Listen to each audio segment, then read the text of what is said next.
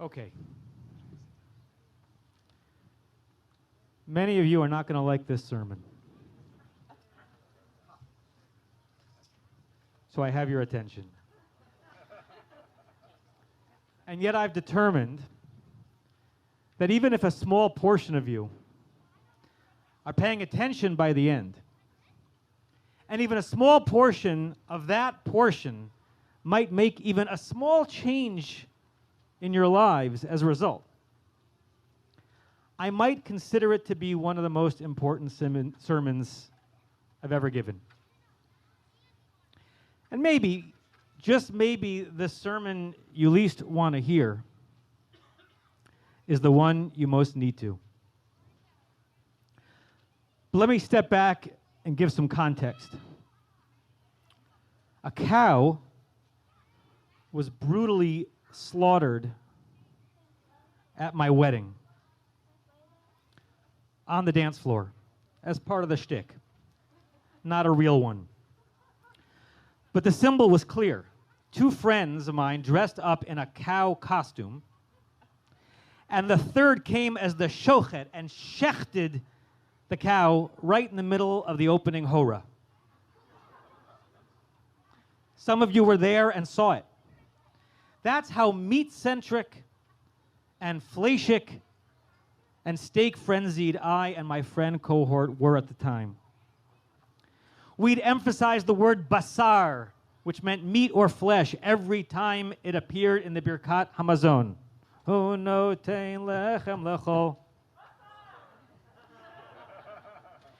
We saved as students for steak dinners, and we nearly named it a national holiday when Le Marais, a high-end kosher French steakhouse, opened in New York City in 1995.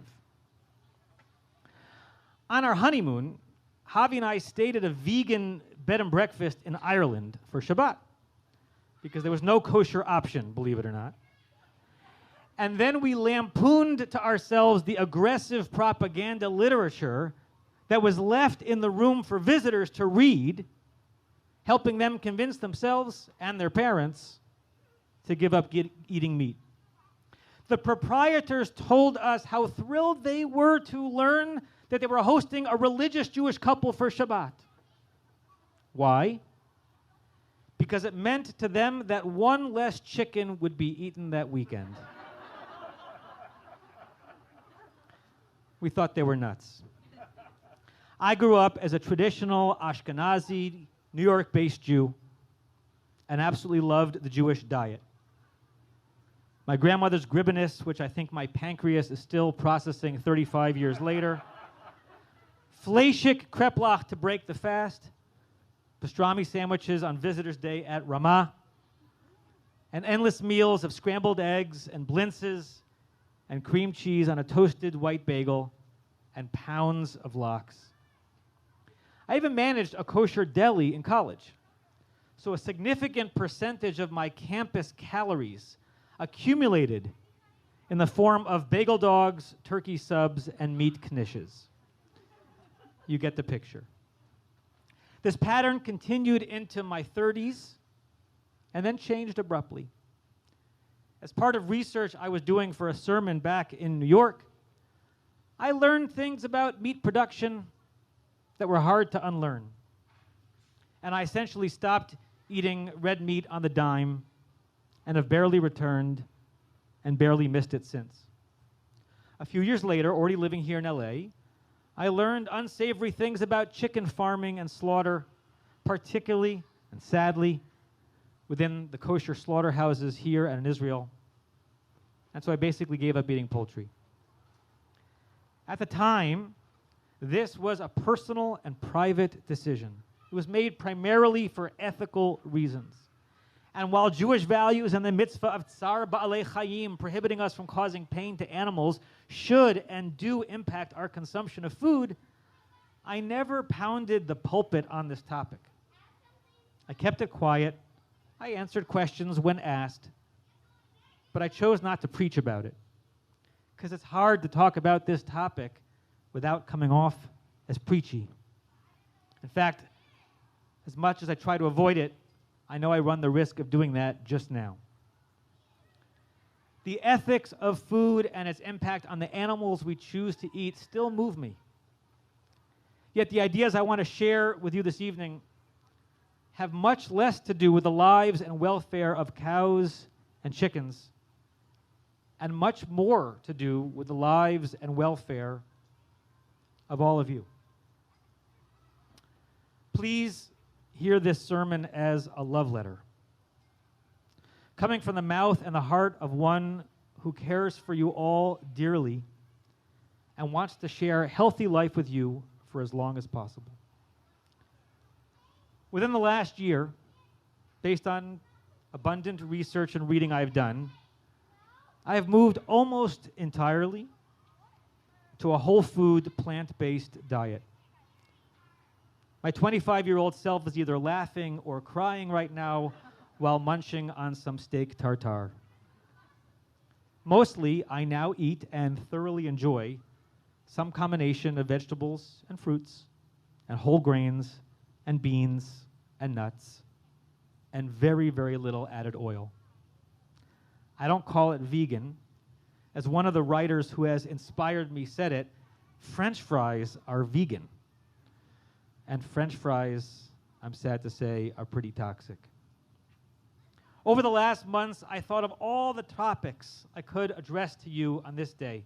I considered and then rejected discussing geopolitics, or year 2 of the pandemic and trying to repackage last year's message of hope and light into a new format this year,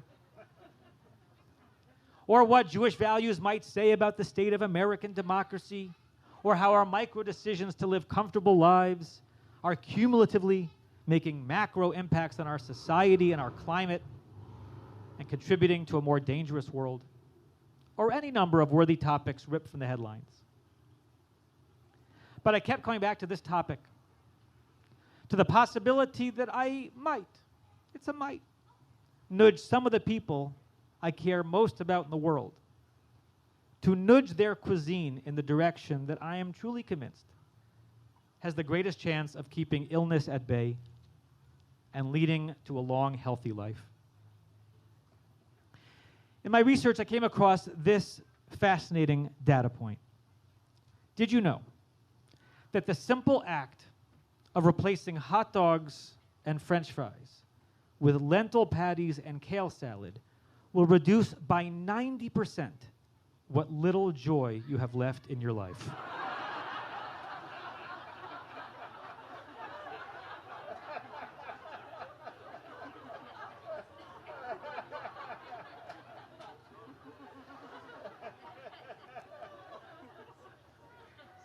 I want you to know that I binge on lentils and kale, and I'm very happy.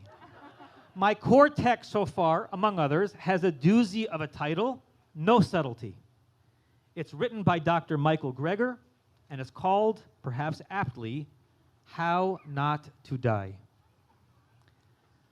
I won't waste words in this sermon on the details, but I do commend to you the more than 550 pages of science and research and recipes, as well as a phenomenal documentary called Forks Over Knives.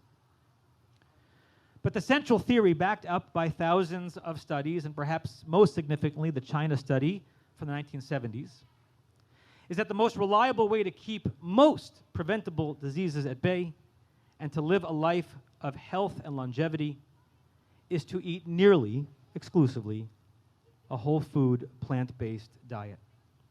Among the tens of thousands of data points, one compelling one is the drop in negative health markers in the blood and concomitant mortality when small populations have been forced either by war or famine, not of their own choice, to take on this approach to food for a distinct period of time. And the changes are quick. And similarly compelling, although distressing, is what happens when previous healthy societies and cultures, whose local cuisine had been for centuries mostly plant-based, end up moving towards what some refer to aptly as SAD, the standard American diet. Heart disease skyrockets, and diabetes, of course. And because everything in the body is connected, and every system essentially relies on good vascularization, the detritus deposited in the blood via SAD wallops a person's chances of avoiding not only heart attack and hypertension and stroke, but also many cancers and dementia and other debilitating diseases. Nothing is a guarantee, of course. There are whole food, plant-based eaters who tragically contract awful diseases randomly and die young. And there are, as we all know, individuals around us who smoke and eat steak and fried foods towards and beyond their century mark. But the big data do not lie. And for now, I am convinced, and for now, I am committed. Now at this point, even if you're intrigued, you might be wondering, why do I need to hear this from my rabbi? What is his relationship to my food and to my health and on Yom Kippur? Good questions. Thank you for asking them. I have two primary answers, one blunt and one more subtle. Here's the blunt one. You and I are in a trusting and covenanted relationship. Once you invited me to be your rabbi and let me into your life, you invited me all the way in. And so I'm implicated in your life trajectory. You have asked for my presence and support when you get sick. I will sit at your hospital bedside and pray with you as you or your loved ones confront illness. I sanctify the births in your family and wish the babies a long and healthy life. And I try to bring solace at deaths. I know it is strange to say it out loud, but this is true. When many of you die, I will be there to bring you honor and your family solace. So why ought I not share what I consider to be critical insight that might keep at bay some of the very illnesses for which you might ask me to add your name to a Misha Berach list, and which might delay by a considerable amount of time the day on which I am to come and recite the final Vidui prayer with you as life ebbs away. I know it's blunt, but those are the contours of the sacred bond that we share, and in some ways deep in what I consider rabbinic work to be, focusing on the entirety of the life of my community members. I cannot not share this with you. And the second reason, in what way are Jews in relationships with their rabbis about food? In numerous ways. This just raises the stakes a bit and maybe restores Jewish eating back to a meaningfulness that for many, including myself, I will admit, has been elusive. Many of you email me with questions like this. My dairy fork fell into my meat pot as I was cooking. What do I do? If I now eat kitniot on Pesach, can I buy milled flaxseed before the holiday without a hechsher and use it? All such questions are in the normative category of what a Jew asks the rabbi, and we call this category kashrut. And don't get me wrong, I love those questions. I appreciate how conscientious and detailed-oriented so many of you are about the specifics and the holiness of kashrut, of intentional and observant Jewish eating. But as I think of what Judaism has to offer the world and all of us about eating, whether or not the triangle K hechsher is legit, and how many times broccoli heads must be washed before we can be sure they are free of bugs, represents pennies on the dollar. There is more at the core to Jewish eating. We all know the word kosher, but do we know its true meaning? The root in Hebrew is kaf shin resh, kasher, and the best way to translate it is the word fit, as in fitness. To work out in modern Hebrew is la'asot kosher, essentially to exercise in our beautiful language is to do the kosher thing for you and your body. And so whatever your current cuisine happens to be, I hope you'll join me in at least considering the fact that it's a religious paradox at best and travesty at worst, that you can eat food stamped and determined to be kasher, fit, when what it may do to your body is the antithesis of it. I am a proud, religious, observant Jew, and I struggle with what kashrut has become in some parts of the modern, industrialized, commercialized era. This is no longer the kashrut of the shtetl. Rabbi Lucas and I used to muse all the time that we observed kashrut, and we also rued and hated the label hunting and the low-grade kashrut mafia of Pico Boulevard, and the mistreatment of animals and workers that are sadly integral to the modern world of keeping kosher. I fear that we have lost a holy foundation of biblical and rabbinic kashrut. I am not advocating, God forbid, for jettisoning kashrut, but I'm all for reclaiming it so that its menu matches its meaning. Replacing, or at least elevating, an obsessive search for microscopic contaminants or listening to only certain rabbis' approval should be a passionate return to the essential idea that kashrut should be a Jew's way of eating that which most venerates God and God's loan to us of this fragile and vulnerable body. So yes, I think I, as a rabbi, ought to have something to say about that. Nor am I the first or anywhere near close to being the most important rabbi or Jew to claim that consuming mostly plants should be the highest form of eating. Perhaps you've heard of Rav Kook, the luminous first Ashkenazi chief rabbi of pre-state Palestine. Rav Kook famously valorized exercise and maintaining one's physical health as a prime religious obligation, a mitzvah itself. And a compilation of his writing entitled A Vision of Vegetarianism and Peace depicts a progression guided by Torah law towards a vegetarian society. Consider this powerful quote from him. The power of the soul is very much dependent on the state of the body and its health. We have been preoccupied by spirituality, and we have forgotten the sanctity of the body. We have forgotten that our flesh is holy, no less than our souls.